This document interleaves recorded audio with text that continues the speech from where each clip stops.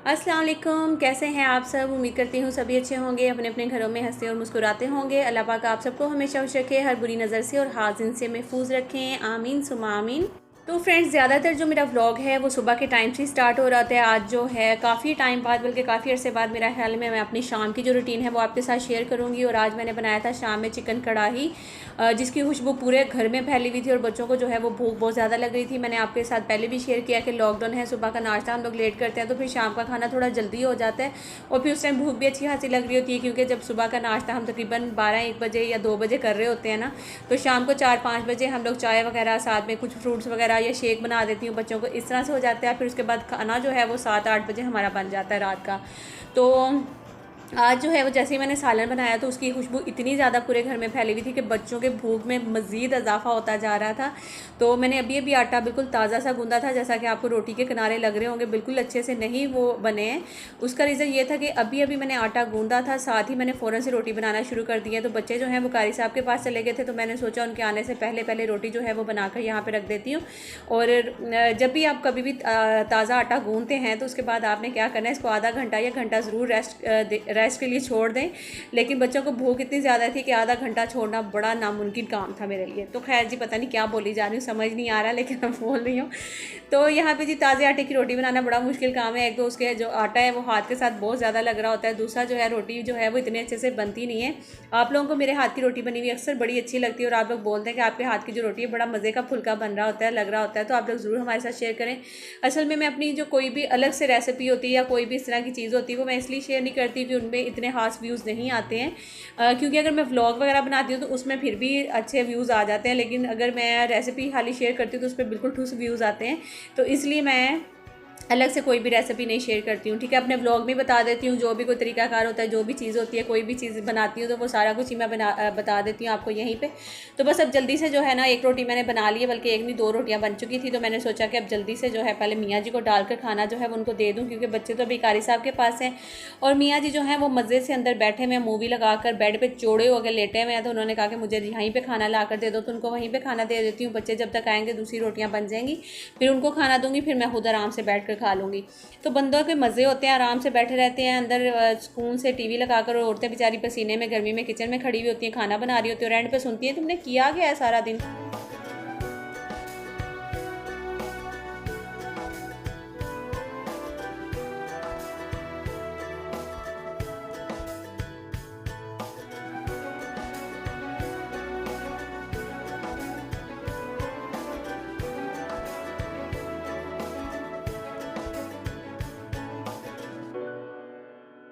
तो बहुत सारी मेरी बहनें सोच रही होंगी बीबी सांस ले लो, सांस ले लो। तो इसलिए मैंने सोचा कि पहले लंबा सा सांस ले लूँ, उसके बाद फिर बोलना शुरू करती हूँ दोबारा से। और मेरी बहुत सारी बहनों ने नोट किया होना है कि मेरी जो बाल हैं वो छोटे हो गए हैं। पहले माशाल्लाह से इतने लंबे थे कि मेरी शर्ट तक जो मेरे बाल थे, लेकिन मैंने कटिंग करवाई तो मैंने उनको बोला कि मेरे बाल जो है ना वो ज़्यादा मत काटिएगा। बार बार मैंने कुछ 10 दफ़ा उनको बोला कि मेरे ज़्यादा बाल मत काटिएगा, थोड़े काटिएगा, थोड़े काटिएगा, लेकिन उन्होंने इतने कटिंग कर दी कि मेरे बाल बिल्कुल ऊपर कमर तक आ गए हैं। लेकिन खैर कोई बात नहीं, फिर बढ़ जाएंगे। कहते हैं कि बाल जो हैं वो घर की खेती है, कटो फिर बच जाएगी, कटो फिर बच जाएगी। तो इसी तरह से वो बढ़ती रहेंगे फिर से दोबारा से।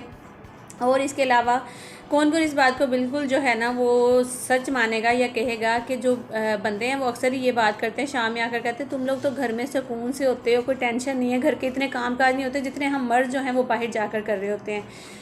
तो मेरा तो कभी कभी दिल करता है कि बंदों को बंदा एक दिन घर में छोड़े बच्चों के सर पे, कि आप आज पूरा दिन जो है बच्चों को संभालें, घर को संभालें, और हम आराम से जाकर ऑफिस में बैठकर कंप्यूटर के सामने काम करना शुरू कर देते हैं।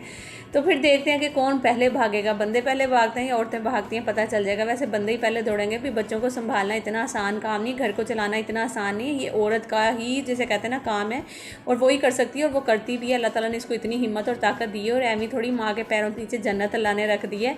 उसका भी कोई रीज़न है, अल्लाह ताला को पता था कि इसको बड़ी मेहनत करनी पड़नी है, बच्चों को बड़े मुश्किल होता है पालना।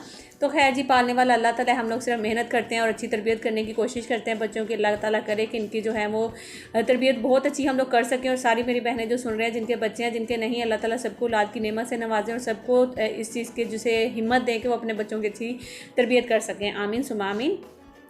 तो अभी जी शाम का टाइम था, खाना वाना सारा हो गया था, बच्चों ने भी खा लिया, सबने खा लिया था। फिर उसके बाद सारा काम ख़त्म करने के बाद मेरे आगे थे सुसर जी।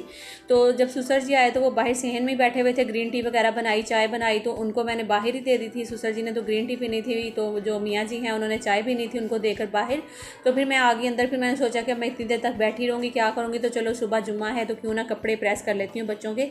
तो फिर मैंने रात को ही जो है ना, लाइट इतनी ज़्यादा नहीं है, इतने अच्छे से आप लोगों को शायद दिखेंगे कि नहीं दिखेंगे, आज मैंने सोचा कि आपको एक सूट जो है वो मुकम्मल प्रेस करना बताऊंगी कि किस तरीके से जो कॉटन के कपड़े हैं आप घर में प्रेस कर सकते हैं। यकीन करें बहुत सारी बहनें, मुझे भी जो है ना वो नहीं आते थे कपड़े घर में प्रेस करना, बल्कि अभी तक जो मेरे हस्बैंड है वो मेरे हाथ के कपड़े इस्त्री किए हुए पहनते ही नहीं। वो कहते तुम ना ही किया करो तो ज़्यादा बेहतर है।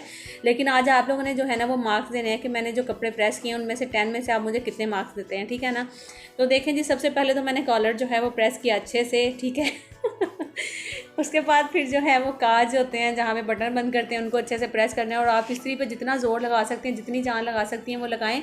और कॉटन के कपड़ों की एक चीज़ है, आप इसको पानी लगाकर जब रख देते हैं ना, तो फिर उसके बाद प्रेस करते हैं तो बहुत ही अच्छे से प्रेस होते हैं। और दूसरा जो है, इनका एक एक बल जो है वो बिल्कुल सीधा हो जाता है, तीर की तरह सीधा हो जाता है। तो आपने सबसे पहले तो इस्त्री रखने से पहले कपड़ा जो है उसको बिल्कुल सीधा कर लें कि कोई भी सिलाई वगैरह उसकी टेढ़ी नहीं होनी चाहिए या कोई भी उसमें बल नहीं होना चाहिए। तो जब आप इस्त्री रख के चलाएँ तो बिल्कुल आपने जो है ना पहले सिलाई वाली साइड पे यूँ ऊपर की तरफ लेके जाना है, फिर ऊपर वाली साइड पे, फिर इस तरह से जो है ना आपका बाजू बिल्कुल सीधा स्ट्रेट हो जाएगा। तो आपने पूरा जो है ना फिर एक दो दफ़ा इस्त्री जो है घुमा देनी है। अच्छा जी, ये देखें अब कितने अच्छे से प्रेस हो गया, बिल्कुल कोई बल ही नहीं है इसमें। तो इस तरह से जब आप प्रेस करेंगे कपड़ों को, बहुत ही अच्छे से कपड़े प्रेस हो जाएंगे। तो बहुत सारी बहनें कहेंगी लो भी है भी कोई गल सी दसन वाली जी दसन दे सानू।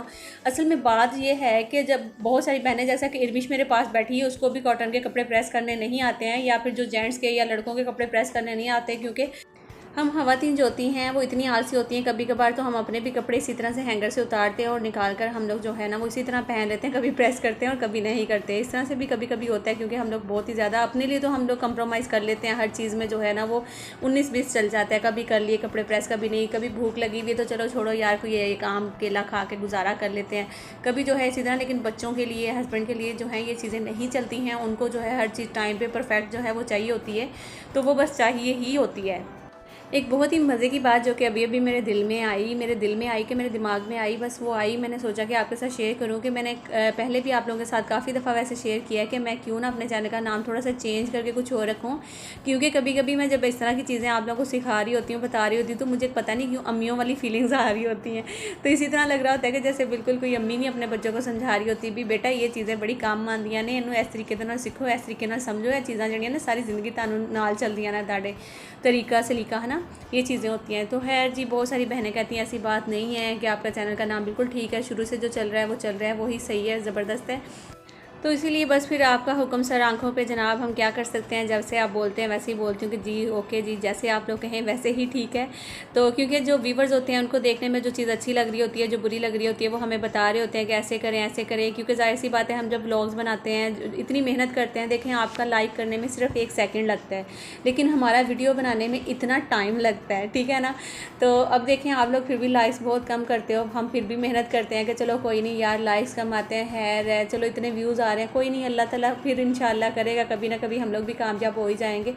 तो कोई बात नहीं, ये मेहनत है, मेहनत में अज़मत है। जब हम मेहनत करेंगे और अल्लाह ताला हमें फल देंगे तो उसका मज़ा जो है वो आपको सारी ज़िंदगी आने वाला है। फिर आप लोग सोचोगे कि आपका साथ कभी किसी ने नहीं दिया, आप लोग खुद जो है वो इतनी मेहनत करके इस सीढ़ी पे, इस मकाम पे पहुँचे हो, है ना। तो कल ही जैसे कि मुझे एक बहन ने बोला कि आपके जो रूम में सोफ़े पड़े हुए हैं, आप इनके साथ कोई मैचिंग के जो है ना वो पर्दों के साथ या अपने रूम के साथ मैच करके जो है ना कुछ इसके कपड़े वगैरह जो कवर होते हैं वो मंगवाएं तो वो ज़्यादा अच्छा लगेगा। तो ये चीज़ मुझे भी उनकी अच्छी लगी, क्योंकि मुझे भी सोफ़ों के जो जिनका कलर है ना सोफ़ों का, वो बिल्कुल रूम के साथ मैच होता हुआ नहीं लगता। तो इसलिए मैं इनके ऊपर ज़्यादातर जो है ना वो चादरें बिछा कर रखती हूँ। चादर बिछाने का यकीन करें एक बड़ा फ़ायदा है सोफ़ों के ऊपर जो चादरें बिछाई हुई हैं, वो ये कि इनके जो ज़्यादा मैले नहीं होते हैं। और दूसरा जो है ना, एक सोफ़ा उसको साइडों से मैं दिखाऊंगी नेक्स्ट व्लॉग में ना, फिर बताऊंगी, फिर आप लोग भी बोलेंगे कि हाँ वाकई में आपने बहुत अच्छा किया हुआ चादरें बिछाकर सोफ़े पे। लेकिन जो मैं चैनल की बात कर रही हूँ, तो यहाँ पे कल आप सब जानते ही होंगे अक्सर सर्वर को, जिनका चैनल जो है वो डिमोनेटाइज हो गया था, तो बेचारी बड़ी परेशान थी। उन्होंने जो वीडियो अपलोड की तो हम लोगों ने देखी वहाँ पे, और जैसे ही मैंने देखी तो मैंने उनसे बोला कि मेरे पास नंबर है तनवीर भाई का, तो मैं उनसे अभी रब्ता करती हूँ और आपका लिंक भी शेयर कर देती हूँ उनको। तो मैंने उनको किया था जब तो ऑफलाइन थे भाई, लेकिन फिर इंस्टाग्राम पर मेरी और जो अक्सर सर्वर हैं उनकी बात हुई थी, फिर उनसे मैंने नंबर लेके तनवीर भाई को नंबर सेंड कर दिया था और तनवीर भाई ने फिर उनसे रब्ता कर लिया था। तो उनके चैनल का जो मसला है इंशाल्लाह वो जल्दी हल हो जाएगा। अल्लाह ताला जो है उनको कामयाब करे। दोबारा से उन्होंने दूसरा चैनल अपना बना लिया है, तो उस पर वो मेहनत कर रही हैं अब। तो अल्लाह ताला उनको कामयाबी दें। देखें जी, हमें जो है ना वो समझ लें कि इस चैनल के लिए इतनी कोई मेहनत करनी पड़ती है कि जिस तरह से हम एक बच्चा जब पैदा होता है तो यकीन करें उसके बचपन से लेके छोटे से बड़े तक जो हमें कितनी मुश्किलात का सामना करना पड़ता है, ये एक माँ ही समझ सकती है, क्योंकि बहुत ज़्यादा मुश्किलात होती है जब बच्चे को हम लोग उसको संभाले होते हैं। तो सेम इसी तरह से जो है ना वो इसमें भी हो रहा होता है। हमारे चैनल में भी बहुत सारी प्रॉब्लम्स आ रही होती हैं, कभी व्यूज़ आते हैं, कभी नहीं आते हैं, कभी कुछ होता है, कभी कुछ होता है। तो हम लोग कितनी मेहनत से, कितने यकीन करें कि इसमें यूट्यूब पे कामयाब होना कोई आसान काम नहीं होता। इसमें बड़ी चालाकियाँ होशियारियाँ चलती हैं, फिर जाके बंदा कामयाब हो सकता है। जिनमें नहीं है वो ठूस का ठूस ही रहेगा यहाँ पे, और फिर ही जाकर कहीं बड़े अरसे बाद जो है ना वो कामयाब होगा। तो जी कपड़े जो हैं वो यहाँ पे प्रेस कर लिए मैंने, आप देख सकते हैं कि बिल्कुल अच्छे से परफेक्ट जो है ना वो मैंने कपड़े प्रेस कर लिए। आप लोग को देख रहे होंगे तो मैंने अपनी बात रोककर बीच में मैंने कहा पहले मैं दिखा दूँ कि बिल्कुल एक भी कोई सिलवट नहीं थी पूरे कपड़ों पर। बहुत ही अच्छे से कपड़े जो हैं वो प्रेस हो चुके हैं। तो बस जी अब मैं यहीं पे अपना जो आज के दिन का व्लॉग था वो इधर ही एंड करूँगी। फिर नेक्स्ट डे मॉर्निंग यानी कि सुबह के टाइम जो है मौसम इतना हसीन हो रहा था। आज 2 से 3 दिन हो गए हैं, मौसम बहुत ही अच्छा हो रहा है, लेकिन बारिश नहीं हो रही है। इस तरह से जो है ना वो बादल बादल आसमान पे रहते हैं, जैसे एक हबस भी होती है, हवा भी चल रही होती है। लेकिन हम कराची वालों के लिए ये भी जो 3 दिन से सूरज नहीं निकला, दीवारें हमारी ठंडी है, छतें हमारी ठंडी है, तो हमें बड़ा मज़ा आ रहा है कि शुक्र है कि उस तरह की गर्मी नहीं है जिस तरह की गर्मी हमेशा होती है। थोड़ा मौसम अच्छा होता है। तो अच्छा जी, यहाँ पे बच्चे जो हैं वो आपस में खेल रहे हैं, तो ऐसा ना समझिएगा कि सीरियस का थप्पड़ मार दिया हुसैन ने, वो मजाक में लगा हुआ था, प्यार करते करते ना ऐसे कर रहे होते हैं दोनों। तो इन दोनों की जोड़ी है, आपस में ये हंसते खेलते लड़ते हर चीज़ करते रहते हैं, और जो बड़े वाले हैं उन दोनों की जोड़ी है।